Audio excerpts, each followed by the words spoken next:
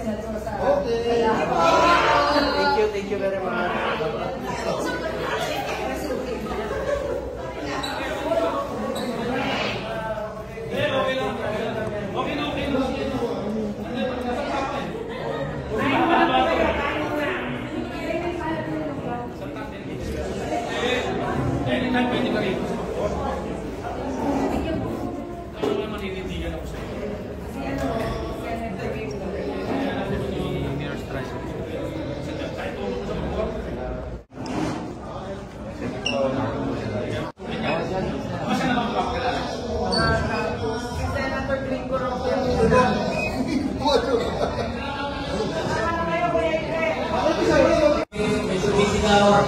Sabi niya, Senator, salamat sa malasakit, salamat sa Superhealth Center.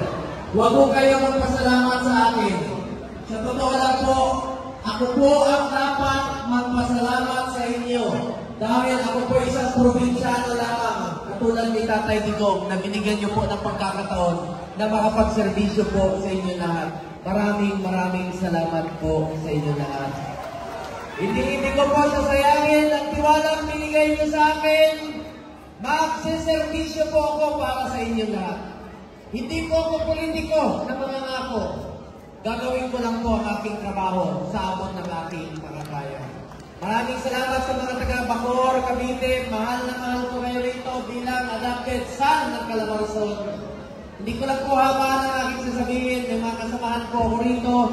Gusto ko lang pong i-report sa inyo bilang inyong senador. Ako po ay nagtatrabaho po. Katabi kami, sitmate kami ng inyong minamahal, ng ating minamahal na Senador Bong Revilla. Magkatabi kami. Alampakan naman natin si Senator Bong Revilla. Katabi kami yan. Nagpipwentuhan kami parati.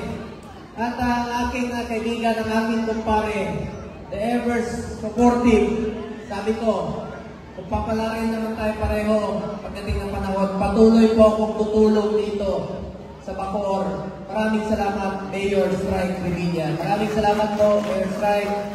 And of course, ang ating mga opisyalis na Vice Mayor Bautista, ma'am, maraming salamat po. Palapakan po natin. Ang ating mga Councilor Nevi Tela, Councilor Noli Galvez, Councilor Edwin Malbar, Councilor Mike, Board Member Edwin Malbar, Councilor Mike Bautista, Councilor Adriel Kawaran. And of course, mamaya, mabanggitin ko yung mga kasamahan ko sa Senado.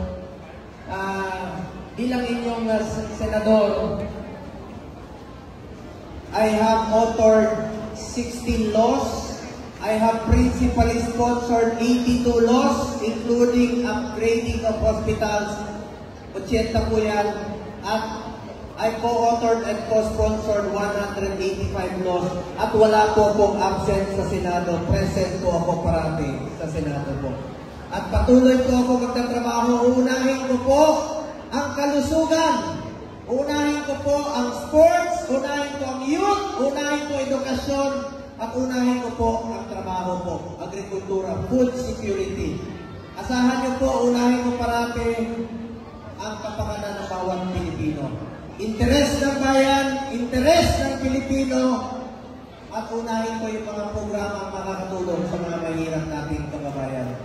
Asahan niyo po yan, hindi po ako politiko na mangangako, gagawin ko lang po ang aking trabaho sa abot ng aking makakaya. Malaki po utang na loob ko rito sa Bacoor, sa Cavite. At meron kayong malasakit center dito ha, mismo po sa Southern Tagalog Medical Center, at meron rin po sa Provincial Hospital, at meron ng 167 na malasakit center sa buong Pilipinas. Iba po ang malasakit center, iba rin po ang Super Health Center, iba rin po ang Regional Specialty Center. Bilang chairman ng Committee on Health, yan po ang aking naging prioridad.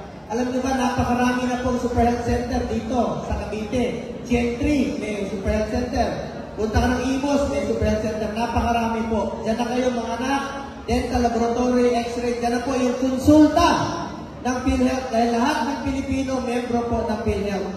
At tututukan ko po itong PhilHealth para sa Pilipino dahil sobra-sobra ang pondo nila habang naghihingalo yung mga pasyente walang pambayad. Tandaan natin, ang PhilHealth po para sa health yan. Hindi negosyo yan. Insurance yan na meron tayong masasandalan tuwing tayo yung nagkakasakit. Pangatlo po, ito pong Regional Specialty Center, yung mga Cancer Center, Heart Center. Itatayo na po sa mga selected DOH hospital sa buong Pilipinas. Ako po ang principal sponsor ng batas na yan. Kasama po si Senator Bong Revilla rin po sa Senado po. Pinaglaban rin po namin yan sa Senado. So maraming salamat po muli sa inyo lahat at nandito po kasama ko ang magiging mga kasama ko rin po sa Senado bukod kay Senator Bong Revilla ay gusto ko pong banggitin sa inyo, iisa naman po ang aming hangarin, tumulong at magserbisyo sa ating mga kababayan, lalong-lalo na po sa mga mahirap. Ito, kilalang kilala na po, mahal na mahal po ito ng masa, ang ating kaibigan, si Senator Willie Revilla. Palakpakan po natin. Nakiusap ako sa kanya kung papalarin siya, unahin yung mga programang makakatulong sa mga mahirap. Diyan mo mapapakita yung pagmamahal mo sa masang Pilipino. Unahin yung mga mahirap nating kababayan. Palakpakan po natin, Senator Willie Revilla. Pangalawa po, ang aking ninong. Noon pa, no? 1997, ninong ko po siya. Isa sa aking hinahangaan, Senador, nirespeto natin. Talagang may integridad ang pagkatao. Ang aking ninong, napakagaling. At pagdating ng panahon, sana mag-aabot pa kami sa Senado. Yan po ang aking pangarap, dream ko na magkasabay kami sa Senado. Kasi hindi kami nag-aabot. Nag-graduate po siya. Ako naman po, papasok sa Senado noong 2019. Ang ating minamahal na Senator Gringo Honasan. Palakpakan po natin. Isa sa hinahangaan kong senador sa buong Pilipinas. Ito po yan. And of course, pangatlo, wala na yung kaibigan ko. Huwag ka magtago dyan. Kakanta pa tayo niya. Kantahan natin. Ito, di mo. Alam niyo, itong tao ito, kasama ko po noon.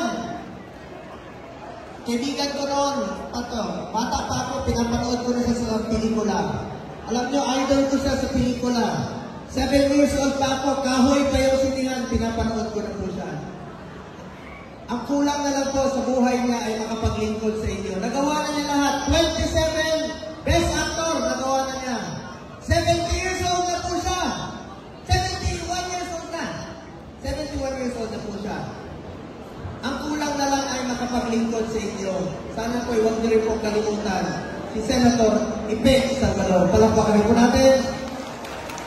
May asin pa bang ipilit? Naniniwala na ang mga asin pa saan? Ako ang naniniwala.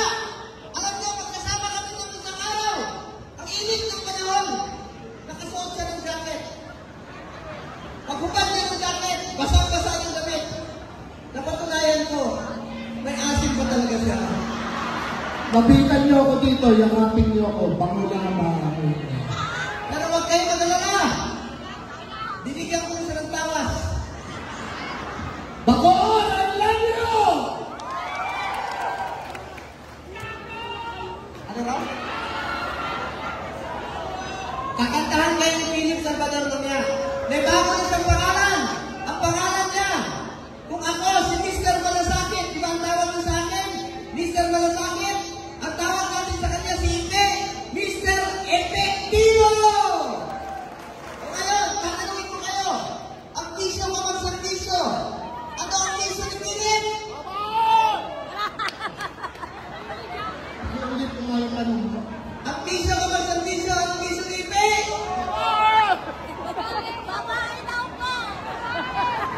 Dito! Ang bisyo ko mag-servisyo, ang bisyo ni Ipe? Oo! Inaamin ko naman po yun. Pero, nung kabataan ko, pero ngayon matanda mo yan. Good boy na to.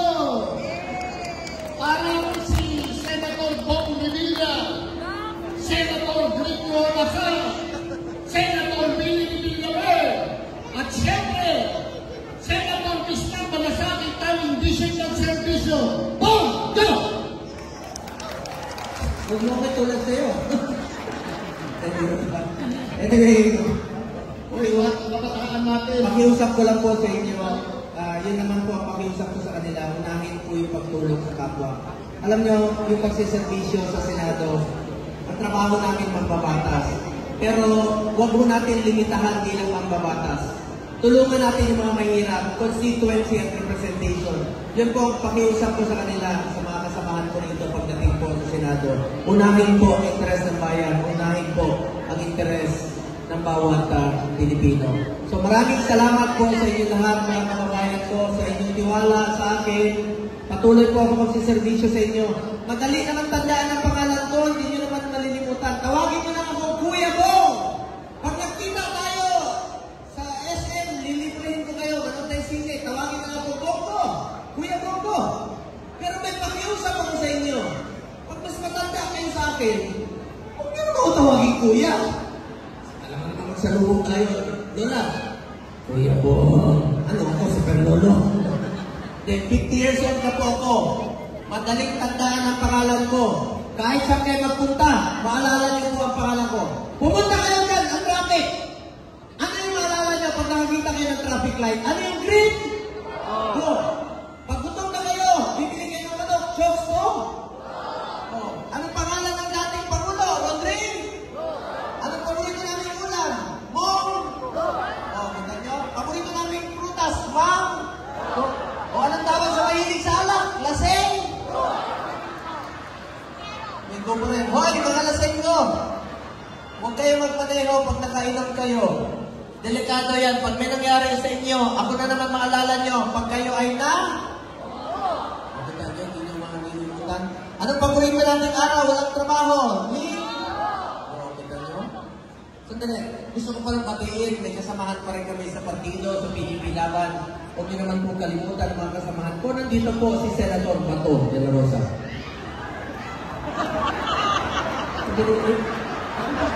Ay, si Bato ba yun? Hindi ko makakala. Paano ko si Bato? May mga Bisaya ko dito? Ay, may Bisaya. Ako ay isang Bisaya ang Batangan niyo. Sino taga Mindanao dito? Ayun, may napon. Sino mga taga-Visayas? Sino mga Ilonggo? Lintik nga pala, hindi ko na. Lahat ng Ilonggo, pinsan ko. Ilonggo, Bongo. Katangin nyo na dito. Kapit-bahay lang tayo. Kapit-alawan ko, Santo Tomas. Madalit na daan ang pangalan ko. Anong paborito natin araw sa Bisaya? Duming? Last question. Anong paboritong hotel ni Philip Salvador? Sogo! Ano? Hindi mo ba sumisaya sa kanila? Ano? Alam nila. Nakita niyo ako? Hindi yung nakita niyo, hindi yung nakita niyo. Nagkakayan na silang dalawa. Anyway, mga kababayan ko, maraming salamat po sa inyong lahat. Mayor, maraming salamat sa pagkakataon. Alam niyo, bigla na po kami naimbitahan dito dahil galing po kami nag-motorcade ni Senator Gringo sa Dasmariñas, Senator Epe. At salamat sa pagkakataong makapagsalita nito. At ako naman po, kaibigan talaga ako ng Kapor. Kahit saan partido man tayo mapunta, tandaan niyo po, kami ni Mayor Sprite Revilla. Iba po ang samahan namin. Unahin namin yung pagsiservisyo. Walang politika po sa pagsiservisyo namin. So ako po ay nagpapasalamat sa mga taga-Bacoor. Meron na po sasabihin sa inyo, sana po ay maalala ninyo sa mahabang panahon. Mga kababayan ko,